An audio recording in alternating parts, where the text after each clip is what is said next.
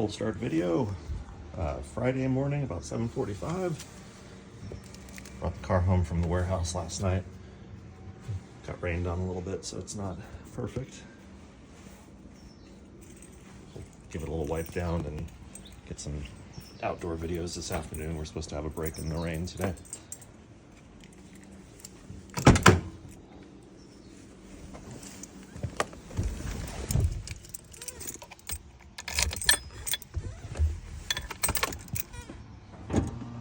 The antenna.